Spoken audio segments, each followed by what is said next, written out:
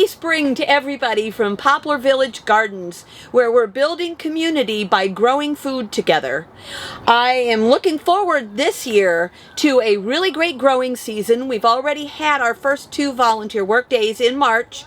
Our next volunteer work days are April 15th and 16th of this month, and then we also have volunteer work days on the 13th and the 21st of May.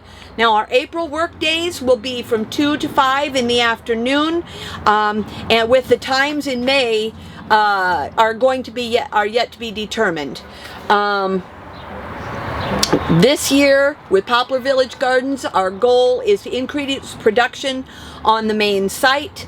A lot of the planting that's been done and the infrastructure work that's been done, it started with the planting of the first tree in the fall of 2019. So this is actually in the middle of our 3rd year of gardening, and we just keep getting bigger each year. So now we're trying to kind of formulate a good way for all of our procedures so that as volunteers come in, they know what they're supposed to be doing.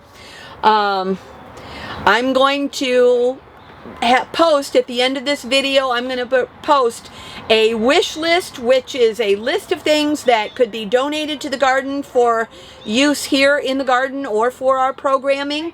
We generally just want to keep things out of the trash, so we're not really wanting for people to go out and purchase things for the garden, but maybe things that they're getting ready to get rid of or would otherwise discard might be useful in the garden. So that is our garden wish list, and the other list that will appear at the end of the video is just a list of kind of volunteer categories, places where we could use extra hands, so that people can look at this and maybe think, oh, maybe that's something I'd really be interested in. And then you can contact us through our Facebook or Instagram page, and we will get back in touch with you so that you can get a tour of the garden and kind of talk about what your interests are. I am again in here in the greenhouse, and I am showing you, this is essentially what our winter greenhouse work has been. We took all of the runners off of the strawberry plants last fall, and we brought them in here and put them in pots so that they could spend some time growing and developing their root system over the winter. We are now waiting for the weather to get a little bit warmer so that we can install those in our strawberry towers.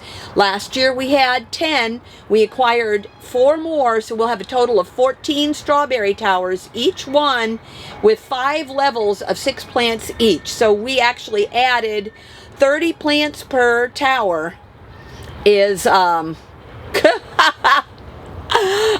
30 plants per tower times 4, so that's like 120 more strawberry plants. The other ones are well established, and we're really hoping, you know, we did get measurable amount of harvest of strawberries last year, but it was a very small amount, and we are really hoping to increase the measurable amount of harvest by having regular watering and regular harvesting of the strawberry plants. I'm standing here next to one of our new additions this spring. We are going to try raising cucumbers in barrels.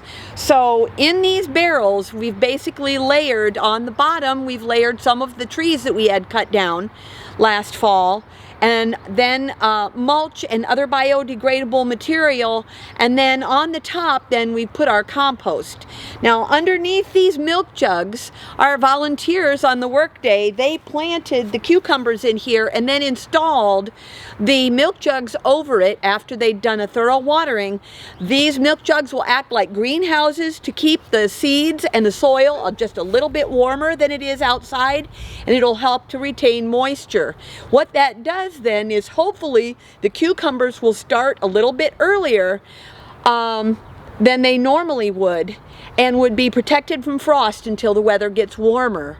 Now the other benefit that there is to raising cucumbers in barrels is that you are avoiding some of the predator loss and also loss due to diseases, because a lot of times when your plants are growing along the ground, there's a lot of extra moisture, and so there's powdery mildew and some other things that come in and they kind of wreck your plants. So this will stay up high away from the predators, and it will also be a little easier to control possible diseases. A lot of what we've been doing since we planted our first tree in 2019 was working on infrastructure. Now, that has taken the form of many things. This last spring, or this last fall, and this spring, we have been working on building additional growing space inside the playground where the children and the teachers can observe and help care for the plants. Now that is going to take the place, or take the form of these 2 keyhole beds which we've put in here, and then we also have materials and supplies to build 2 longer beds with cold frames like we have in other areas of the garden. The other addition that we're going to make in the playground is some elderberry trees, which we are going to plant underneath our walnut tree where many things will not grow, but elderberries do grow there. So we are going to plant those and have the children help take care of them.